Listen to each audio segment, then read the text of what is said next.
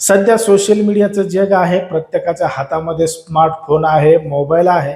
मग याच मोबाईलच्या माध्यमातून अनेकांच्या ओळखी अनेकांसोबत होत आहेत. महिलांच्या ओळखी पुरुषासोबत, पुरुषांच्या ओळखी महिलांसोबत. अशा पद्धतीनं ओळखी होऊन त्याचं रूपांतर मैत्रीमध्ये होतंय आणि प्रेमामध्ये होतंय.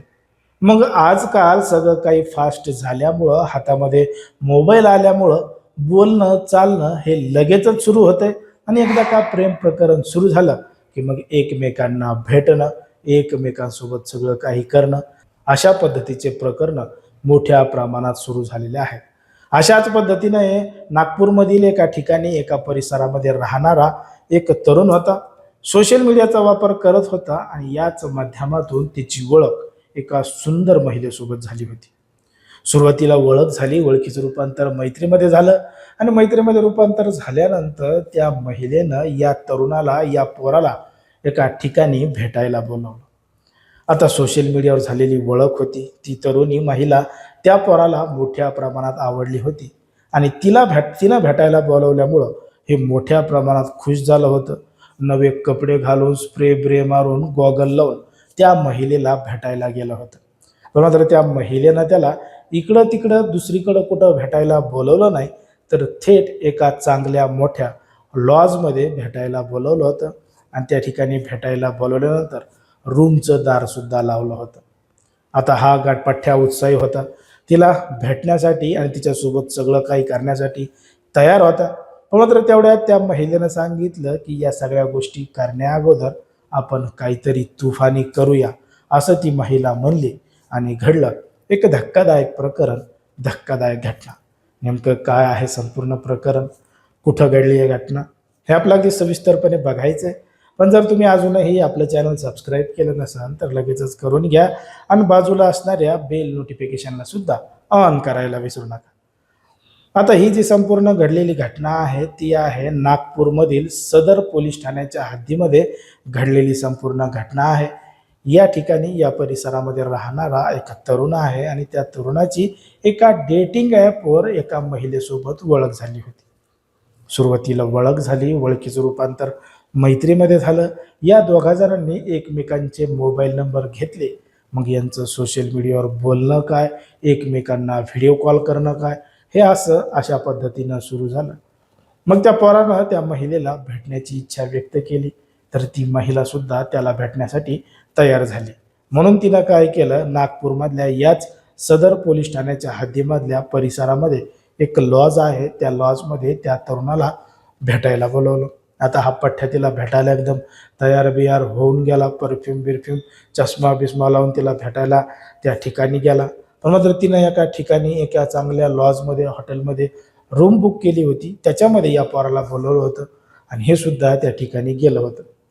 मग दोघं जण रूममध्ये गेले, रूमचं दार लावलं आणि तो बोलत असताना ती महिला म्हणली, की आपण काहीतरी वेगळं करण्याचा प्रयत्न करू. त्याच्या अगोदर मला काही गोष्टी लागतात, त्या आपण ऑर्डर करू.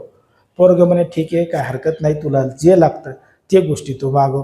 मग तिनं त्या ठिकाणी बियर आणि बियरसोबत काही गोष्टी मागवायला सुरुवात केली आणि मागता मागता मागता मागता एवढं मोठं तिने त्या ठिकाणी पदार्थ मागवले, की त्या पोराच्या पायाखालची जमीनच सरकली. त्याला वाटलं आता हिनं या ठिकाणी बोलवलेलं आहे आणि ती ज्या पद्धतीने एकामागे एक गोष्टी मागतीये त्याच्यामुळं नक्कीच मोठं बिल फाटणार आहे. पण मात्र त्याला वाटलं ठीक आहे, फाटून फाटून किती फाटणार आहे, आता ही एवढी चांगली महिला भेटली म्हणल्यावर काय मागं पुढं बघायचं. म्हणून त्यानं काहीही टेन्शन, लोड त्या ठिकाणी घेतला नाही आणि सुरुवातीला त्यानं त्या ठिकाणचं मेनू कार्डसुद्धा पाहिलं होतं, की किती रुपयाला काय आहे, किती रुपयाला काय आहे. मग त्याला वाटलं होऊन होऊन किती बिल होणार आहे, म्हणून ते त्या ठिकाणी काही म्हणलं नाही.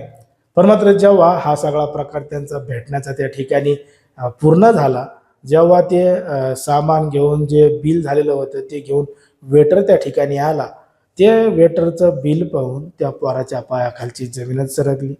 त्यानं जेव्हा बिल बघितलं त्याच्यामध्ये 35,000 रुपयाचा आकडा होता.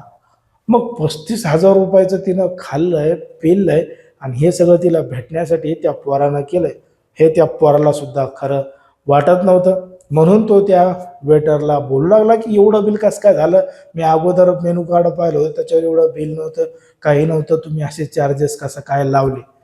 मग तो जो वेटर आहे, त्या हॉटेलचा जे मॅनेजर आहे आणि त्या ठिकाणचे जे बाउन्सर आहेत ते त्याच पोराला धमकावू लागले. नाटकं करू नको, जेवढं बिल झालंय तेवढे पैसे दे, असं त्याला म्हणू लागले. हा सगळा गोंधळ त्या ठिकाणी सुरू झाला आणि ती ज्या पोराला भेटायला आलेली जी महिला होती ती या संपूर्ण प्रकरणातून निसटून गेली, पळून गेली आणि त्या हॉटेलवाल्यांनी या पोरालाच पकडलं. मग या पोराला पकडल्यानंतर त्यानं तात्काळ जवळचं सदर पोलीस स्टेशन गाठलं, घडलेलं संपूर्ण प्रकरण सांगितलं आणि त्या महिलेविरोधात डेटिंग ॲपवर ओळख झाली आणि कशा पद्धतीनं घडलं हे रीतसर सांगितलं. आता या संपूर्ण प्रकरणामुळं पोलिसांनी या संपूर्ण प्रकरणाची गांभीर्यानं दखल घेतली आहे. ती महिला कोण आहे, तिचं आणि त्या हॉटेलवाल्यांसोबत काय आहे, हे सगळ्या गोष्टींचा तपास पोलीस करणार आहेत. पण मात्र सध्या सोशल मीडियाच्या माध्यमातून, डेटिंग ॲपच्या माध्यमातून अशा पद्धतीनं फसवणुकीचे प्रकार वाढत चालले आहेत हे सुद्धा आपल्या संपूर्ण प्रकरणातून कळतं. म्हणून आपण सुद्धा सतर्क व्हायला पाहिजे, सावध व्हायला पाहिजे आणि जर अशा पद्धतीनं कोणी करत असेल त्याला सुद्धा समजून सांगितलं पाहिजे. कारण की कोणाच्याही भावना दुखवणं, कोणाचंही मन दुखवणं हा आपला उद्देश नाही. समाजामध्ये जे घडतंय, मीडियामध्ये जे दिसतंय तेच सांगायचं काम या ठिकाणी करत असतो. लोकांना सावध आणि सतर्क राहण्याचं सुद्धा आवाहन करत असतो.